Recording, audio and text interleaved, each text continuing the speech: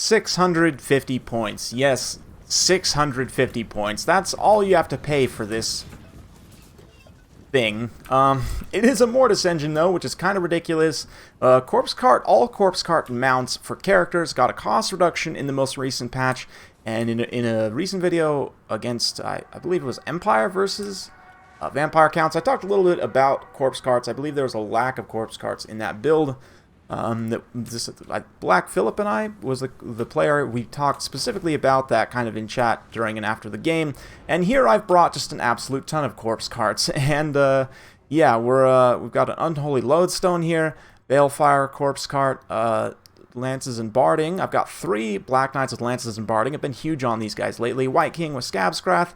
The actual Spellcaster is going to be a Necromancer on a Corpse Cart. Ghorst, of course, having nothing except his Corpse Cart. Yeah, another Unholy Lodestone, bunch of zombies, as I mentioned, up against a Lithanar and some Shadow Walkers, so definitely an interesting build. We've got a couple of Dragon Princes here, too, some Spearmen, and the Keepers of the Flame, along with a Lore Master of Hoeth, so a very small build. I do outnumber them, you know, like 3 to 1 almost. So, pretty fun stuff, but we're just going to be pushing up and pushing through. And the thing about Ghorst is he's taken a lot of damage. He almost got sniped by the Shadow Walkers already, but again, he's only 650 points, so I can then take this massive full stack, and we do have a big old pitched cavalry engagement here. I was able to catch some Dragon Princes. Blood Knights came in for a rear charge. The Chill guys tanking some damage and also keeping these guys pinned in place. It did cost me the Dire Pack there, but looks like a harmonic convergence on the Dragon Princes. They're going to be able to hold in combat a little bit more, but no, here comes the rear charge of the Blood Knights. Going to just absolutely push in there and get some great damage done. Also the Black Knights, because of the numbers situation, kind of just sweep up and around, even though, I mean, my zombies aren't even doing their job with tying down these spears for the time being, so it's a little bit rough, but Varix Reavers in particular, with their regeneration, they'll be okay taking some of this damage as they push through into this backline here. Getting rid of these Shadow Walkers models early on is very important, and Black Knights with Lances and Barding, I have featured a bit lately on my channel. I was honestly considering making this particular replay a highlight of them, but it's too much of a good time, good opportunity, I should say, to pass up showing off Helman Ghorst. He literally is just sitting back regenerating right now. Again, I'm trying to get him to his healing cap to just make him tank as much damage as possible, and I'm also conserving him try and come in and drain these Keepers of the Flame, because I honestly don't have that great of tools for killing them. Mostly brought a cavalry build here, so we're just going to rely on the raw healing and HP of the Corpse Carts to get it done, and they should be up to the challenge. Meanwhile, on this back slope, unfortunately, the Fireborn here are a really nice counter for the Varix Reavers, because they have a standard regeneration trait. They're weak to fire, and of course the anti-large also of the Fireborn. Basically, both of their traits benefit them greatly, specifically against the Varix Reavers, so they took a ton of damage there. We're going to pull them back to this Unholy Lodestone and just kind of chill. Try and shrug off some of that crumbling damage. Another Invocation of the Heck, just to make sure we stack up that healing as much as possible and get them back to where they should be. Meanwhile, the Blood Knights and the Chill guys getting a nice engagement here. The magic damage of the Chill guys is quite nice against Dragon Princes, and of course, Dragon Prince is pretty fast for heavy cavalry. I believe Blood Knights are a little bit slower baseline, so pretty beneficial to have that slowing effect. They are taking quite a bit of damage, though. I mean, even the fact that they have all that physical resistance, still just 0 armor against the high-ish missile damage of Shadow Walkers is pretty decent. So we're going to go ahead and give them a Dance Macabre, try and get them back up here, again, to that Unholy Lodestone, just pull back to our support. Meanwhile, the White King is tangled mono-y-mono with this Lore Master here. I'm not sure 100% who would win. I think the Lore Master would probably win if it was a clean one-on-one engagement. That's not how this matchup works, or this game works, rather, in practice, right?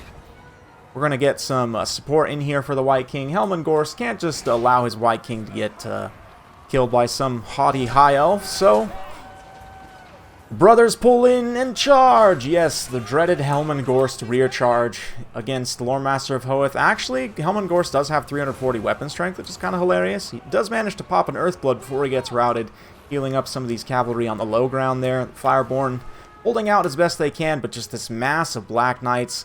Blood Knights also still hanging in just barely. They're about to pop. Chill guys also about to pop, but we were able to sustain them just long enough. If I had had this Unholy Lodestone in position, I probably could have actually kept the Blood Knights and the Chill Guys from popping, but it is what it is.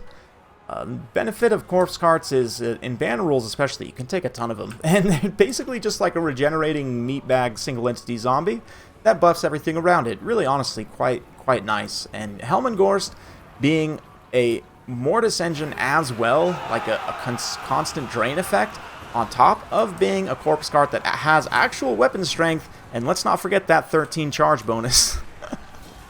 What a wretched piece of filth, honestly, Helman Ghorst is. Just the worst. So we're going to try and get him killed here in just a minute, but for the time being, we do have these Keepers of the Flame in range of that drain, and we're not actually fighting them directly, so that's a benefit. We do need to make sure we stay in melee, though, with Shadow Walkers, while also staying in range of the Keepers. Certainly easier said than done, but Lithnar is still hanging around. He's used up all his ammo shooting at I don't even know what, but probably just a lot of corpse carts. But they're all still going. I mean, maybe he was actually shooting the cav the whole time, and my cav is mostly gone, but Varix Reavers have reached their healing cap. That passive regeneration, plus, you know, all the regeneration from the corpse carts and everything else, it's been very beneficial. We still got this Balefire for some reason. Yeah, it's here also. As another, again, regenerating single entity meatbag. Unholy Lodestone with its zombies.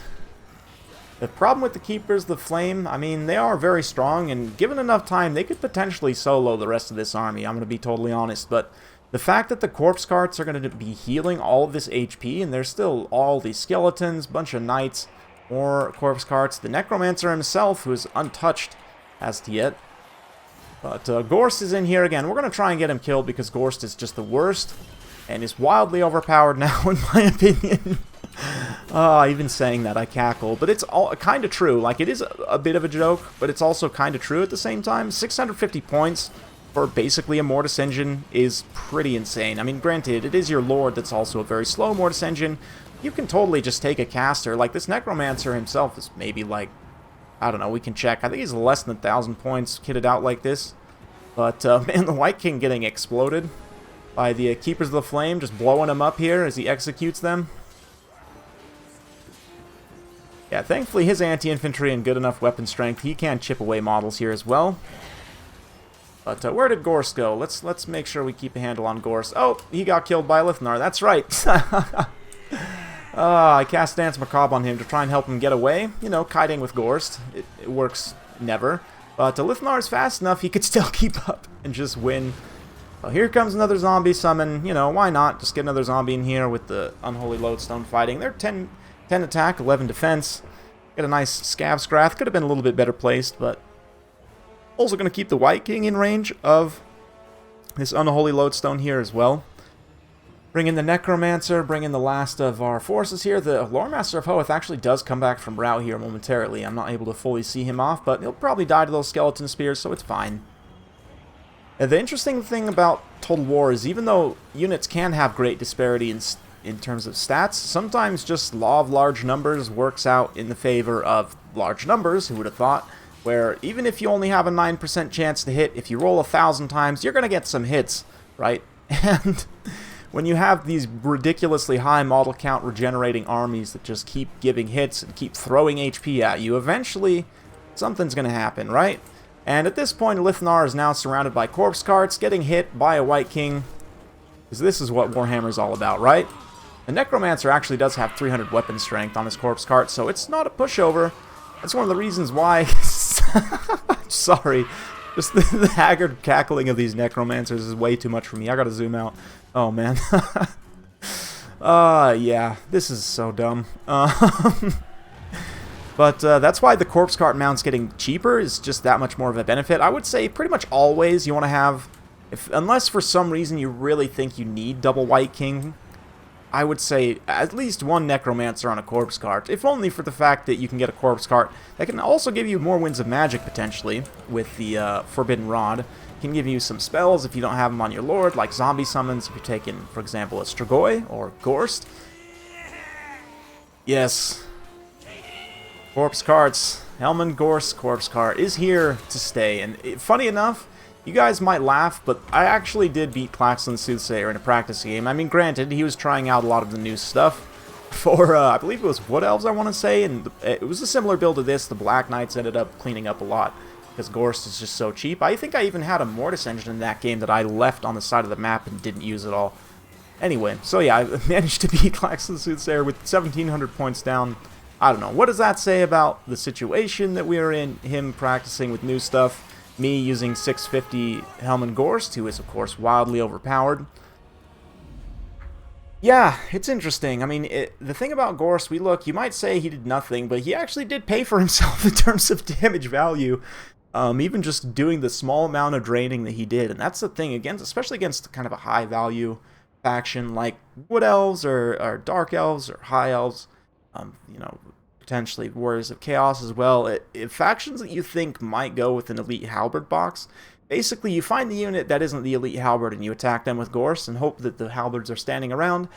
You know, if Ghorst is only 650, then you can just engage the Halberd straight up and he'll probably get his value back before he dies. And to be honest, if you take Helman Ghorst in a match, your goal should be to get him killed in every single match because he's just the worst. Yeah, White King definitely got his value back as well. But the Black Knights are really the ones that shine for me, obviously. Taking out these Shadow Walkers, getting some okay engagements against the Dragon Princes too. Love Black Knights with Lances and Barding. Varix Reavers in particular, probably one of the most underrated regiments of renown in the entire game. Blood Knights didn't quite pay for themselves, but they did okay. Hex Wraiths, again, same thing, but they were pretty close. And the slow definitely is pretty beneficial. Hounds had a little bit of a tough time. Corpse Carts literally did no damage, but they're here just for moral support, right? So that's pretty fun. Lithnar did get pretty good value. Damage value on the Lore Masters also okay, plus the healing. Cleavers of the Flame definitely paid for themselves, but they all, honestly, if it wasn't for army losses, they might have been able to solo the rest of that game. But yeah, Dragon Princes also, one of them, the Fireborn definitely paid for themselves, the other one's not so much. And it's interesting, because of the healing and value, it's like everything on the High Elves paid for itself pretty decently, basically, except for one of these Shadow Walkers, and yet they still lost. And that's kind of the idea with this full stack build with the vampire counts. So just kind of finishing up about Ghorst and the Corpse Cart mounts in general from this last patch, just to kind of show you guys how ridiculous this actually is. So Helman Ghorst, of course, definitely want him on his Corpse Cart, and again, with nothing, only 650 points, which is just insane, right? That's just insane value for what you're actually getting out of this unit. Likewise, the Necromancers on Corpse Carts, I mean, you strip these guys down, and they're also relatively cheap as well. I mean, just baseline 200 points, right? And so for 500 points, you know, for 100 points more than the regular Balefire Corpse Cart, you can get a Corpse Cart that also has Encourage, right? Because it's a hero, so a little bit of a leadership buff, just to stop that extra little bit of crumbling. Not that crumbling does anything anyway.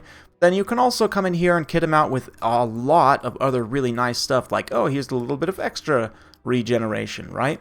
Or here's some spells. Again, maybe if I can't take them on my Lord, or I don't want to take them on my Lord. You guys may have seen on this channel, if you go back and look, Heinrich Kemmler builds where I basically have like Kemmler with only Krell summons, more or less, in his sword. And then again, same thing, you take this Necromancer on the Corpse Cart to kind of be your secret actual Lord, right? And it just ends up working out pretty nice in practice, I would say. And using them even in single entity combat, a little bit strange at times, but you can, especially if you're going like 2v1 or 3v1 with the White King or another hero lord potentially. It's quite nice to have. So Helman Ghorst, wildly overpowered. Who would have thought? Because corpse cart mounts are so dang cheap. So there you go. Hopefully you guys enjoyed. If you like this sort of content, be sure to like, subscribe, hit that bell notification. Every time I upload a new video, you'll be notified. Thanks again. We'll see you next time.